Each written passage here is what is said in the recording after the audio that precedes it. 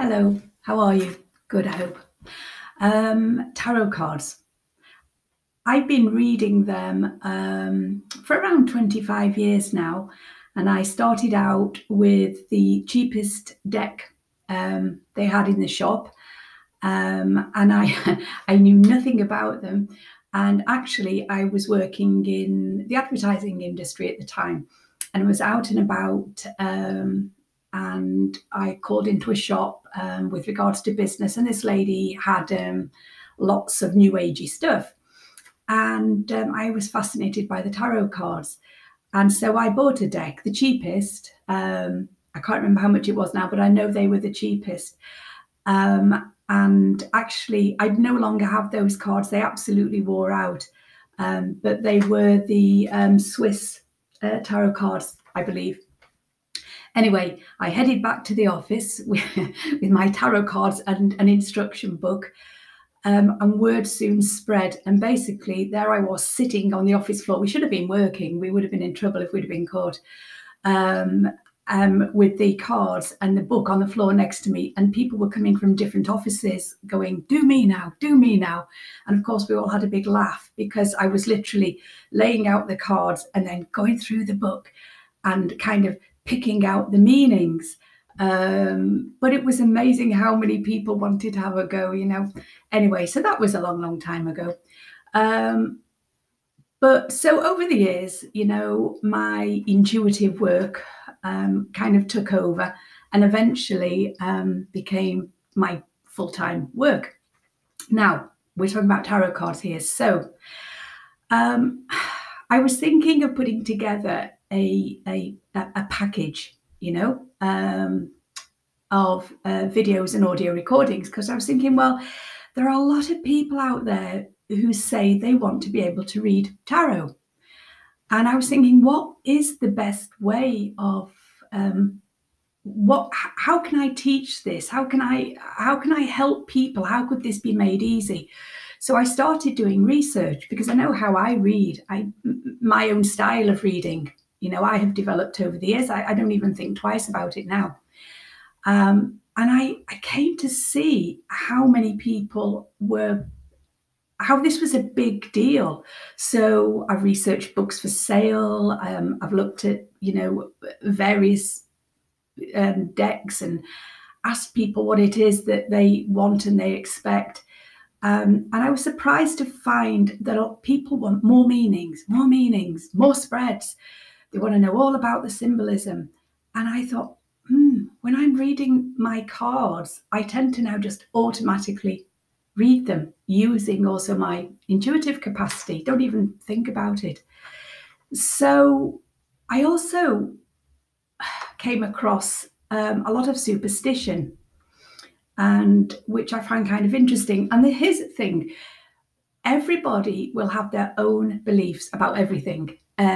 But they same with tarot. People have their own beliefs about tarot, and you can't argue with them. And it seems as if there's kind of a divide between academics who are interested in mysticism and tarot, etc., and people who see it more as a philosophical, spiritual thing. There seems to be a bit of a divide, a bit of a wall of contention between the two, which I found very interesting. So some of the beliefs are, okay, I'll give you an example. Recently, somebody told me that they'd been going to this lady for a long time for tarot consultations. Has it done over the phone. Anyway, in this particular consultation, there'd been some information had been given by the reader, but then she said that the cards were being blocked by the spirits that guard them. And so she wasn't able to give all the information because it was being withheld from her by the spirits who guard the cards. And the customer accepted this as absolutely fine. And I thought, how bizarre. What an odd thing to say. But, I've come across other people who have very strong beliefs. You shouldn't touch other people's tarot cards. You should only wrap them in purple silk, black silk. Don't read them on a Sunday. Don't keep them in this place. Don't do that. And I thought about my poor deck, which is wrapped up in this. and then stuck in my bag along with my laptop and all my other paraphernalia, which I hoik from place to place.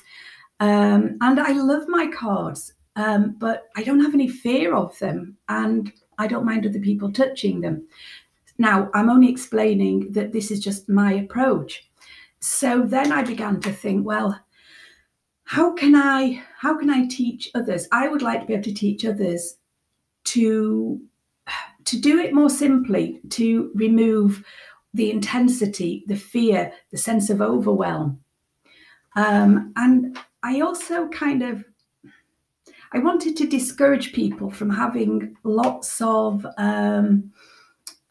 fearful opinions about tarot cards. But having said that, some people love it.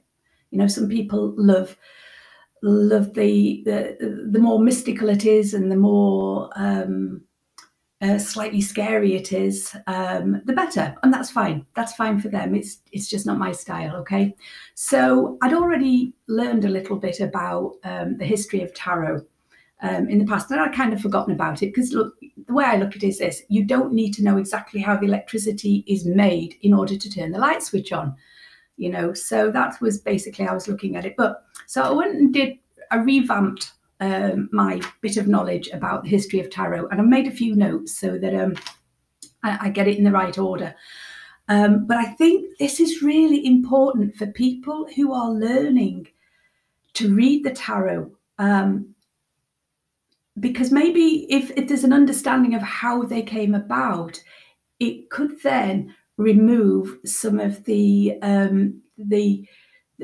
mystery that surrounds them, and the potential fearfulness and the power. People think they have power. Okay, so tarot cards, and a lot of you out there probably know this, and some people will absolutely disagree with it, and that's fine. It's only opinions. That's all it is. Well, these aren't opinions; these are facts. But how we approach it just comes down to ourselves, our own beliefs, and our own opinions. You know, it's fair enough, isn't it? So tarot was a game. The original tarot cards were a game that kind of was introduced to Europe around the 14th century. And in those days, as far as I can understand, they just were court cards, if you like, or kind of court cards. The modern tarot has major arcana and minor arcana.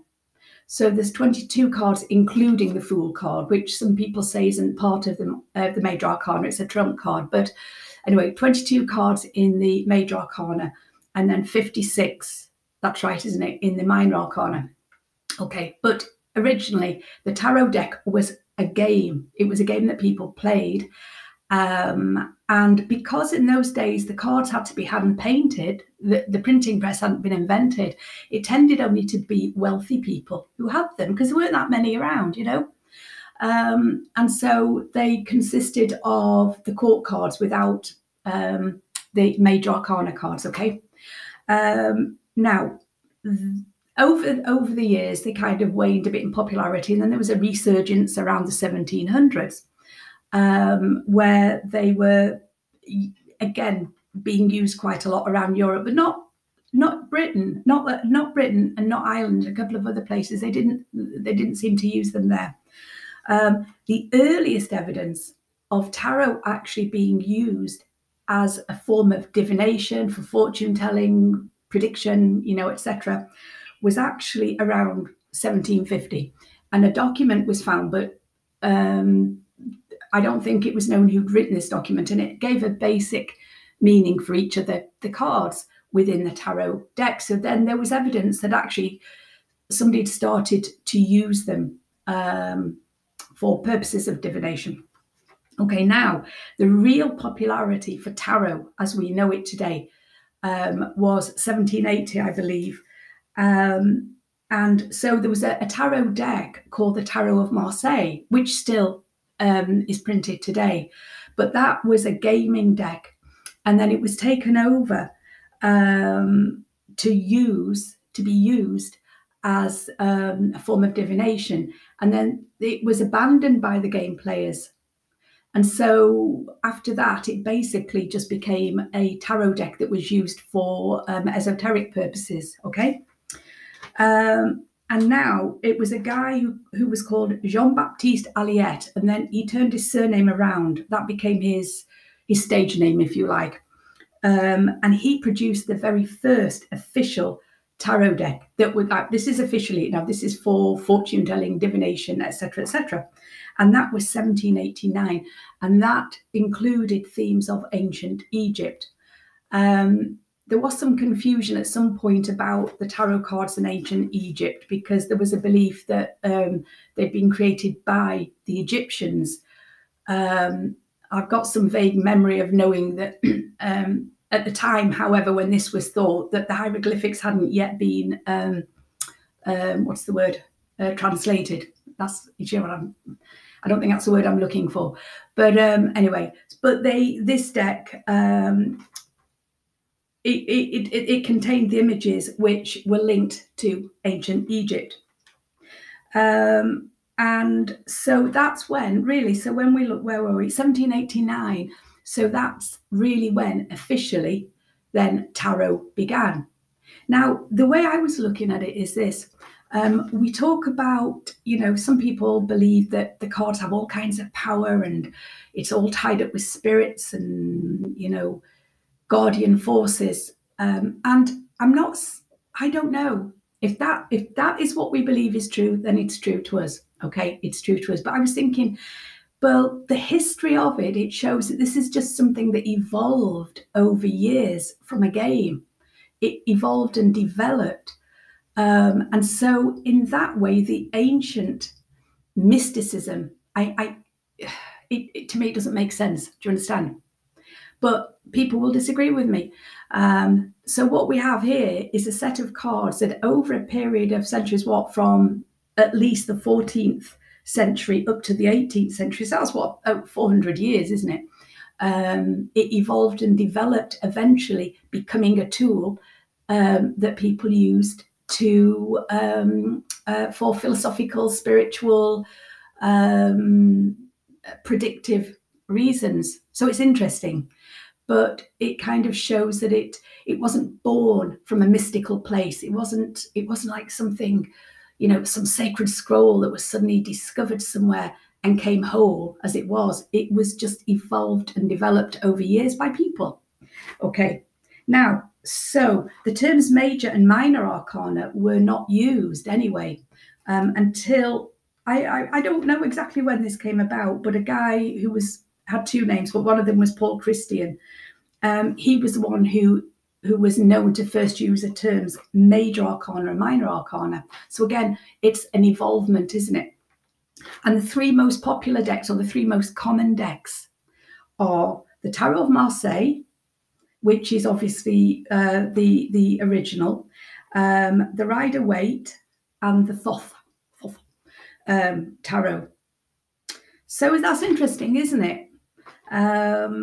And there's a lot more to it, but that's kind of the basics. Now, I actually have a deck of the Rider-Waite, which I bought recently off Amazon, because I haven't used them yet, to be honest with you. But anyway, I'll show you. So the original Rider-Waite, which a lot of people know, a lot of people use, a lot of people love, these were produced, the first set were produced 1909, 1910.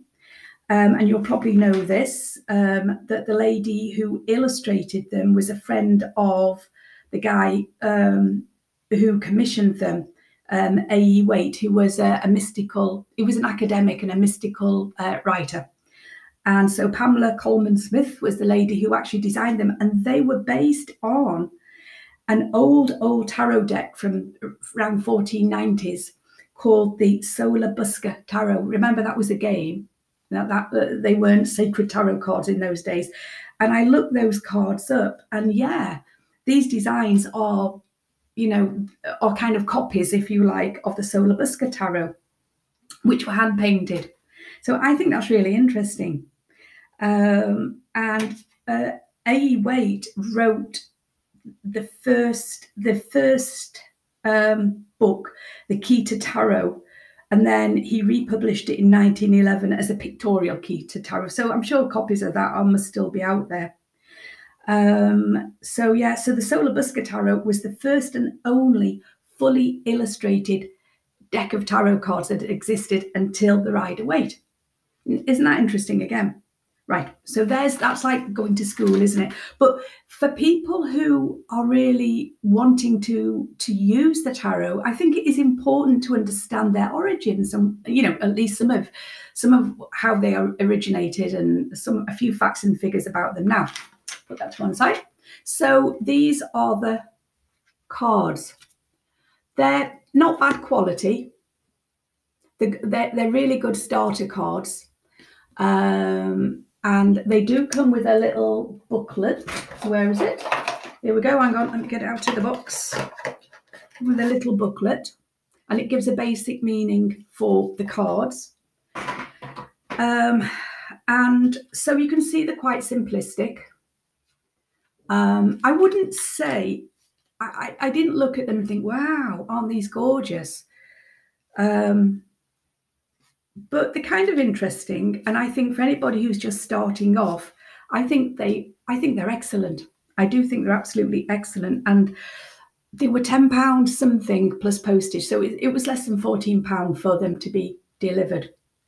Okay, so the Fool card, you can see it's back to front, isn't it? I think, but yeah, and you see how they're not particularly thick, but neither are they flimsy. And these are perfectly adequate to give consultations. Now I'll show you two other decks. This is the deck that I use, and I don't even remember what these are called. I think somebody gave them to me. A friend, I think, bought them a long time ago and didn't really use them. And you can see, look at the backs of them, turn them over. You can see how worn they are. You can see how worn they are. And these, it's the major and the minor arcana in here. But these cards are a little different because they have words on them. So like the Two of Cups on this one, it's got the word love on it. And, you know, I think that's quite a nice idea. And then there's this other deck. These are Celtic cards. I'm sure these were called Celtic cards. And again, you can see that they're very well worn. So I did used to use these before I started using the others full time. And then I actually handed these over to one of my daughters. So I've nicked them from her bedroom today for this purpose. But these are lovely cards. So they're not like your standard major minor arcana cards. So if you had a book on reading the major and minor arcana, you wouldn't be able to then use these cards. Okay. So Bat, rebirthing consciousness. Can you see that? So these are lovely cards. Now, so I just over the years just automatically learned to read the cards more intuitively. But that's another video for another time. So I just wanted to explain to you that with regards to tarot, you will have symbolism. The symbolism. So, for example, look at the High Priestess here. Now, my basic meaning for the High Priestess, me personally, it's not what other people necessarily believe or use, is that she's a virgin. She represents brand new territory, so she's beckoning you on into the future. But she also represents spirituality, or you could also say that she's a spiritually aware and wise woman. But for me, mostly it points to new territory. And the B and the J on here, Boaz, and I've forgotten the other word. But anyway, the B basically represents negation of situations, and the J is kind of new beginnings. And before I'd even understood that, to me, because she was the High Priestess is a virgin, it made sense to me she would be a virgin. It represented virgin territory, new territory, you know, in a way, but beckoning you on, come forwards into the future. So the symbolism on there, you can see the cross, you can see the crescent moon, and you can, pomegranates behind her, you can focus on the symbolism if you want. You can focus on it. It's really going to depend how you want to read the cards, why you want to read them. A lot of people I've discovered just want to play around with them themselves, which is fine. They want to use them to reflect upon their own life, their own feelings. So it's kind of more philosophical. I tend to use them in terms of insight and also for prediction. And that's how I use them.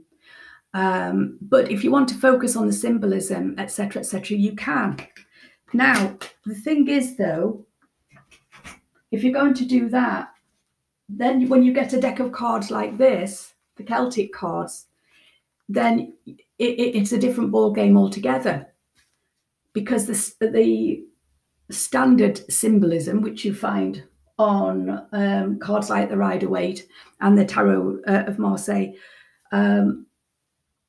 then there's a different symbolism, isn't there? So these cards would have to be approached in a very, very different way. Do you understand? So there are so many different tarot decks out there, and you just have to decide, hey, what do I want to do with these cards? Okay, so for me, let's just pick one. I'll just pick one at random. What comes out? Oh, camouflage. So in the normal quote unquote deck of cards, major, minor arcana, this one would be the death card from the major arcana, and then the death card will represent big change. And of course, when you're reading the cards, one of the things you do is you end up learning to read the story. Do you understand? You read the story. But that takes a little time. So that would be the death card, the old dies, the new begins. And that's pretty straightforward, really, in a way. But it has its own symbolism on it. So if you were really interested in the symbolism, then you would have to research it. What I do is when I'm reading them as well, my eyes will be drawn to certain things on the cards just automatically. And so I will look at that and see what it means to me. So on one day, I might look at that card and only see, oh, the death card. Another day, I may look at it and I'm really drawn to, say, for example, the leaves here growing out of his stave, out of his wand. And there, although it's death, this is actually representing new growth, isn't it? Rebirth. Do you see? But I don't go looking for that. That's just where my eyes happen to be led then. So, yeah. So I can't ramble on for too long, can I really? But so that's a place to begin. If you're looking to really understand more about tarot, to become familiar with it, to learn to read it, it is a very interesting world, and you can delve into it as much as you want. And if you want to attach superstitions, then you can. It's perfectly all right, but it doesn't mean that everybody who doesn't is wrong. And you know, I may disagree with the fact that there are guardians over the cards who block information from the reader, because it doesn't make any sense to me. But if it makes sense to her, and if the customer likes the sound of that, then that's all there is to it, isn't it? So do you see, it can be as big as you want it to be. Okay, right. Nice to talk to you. See you again. I'm going to try and turn this off now. Bye.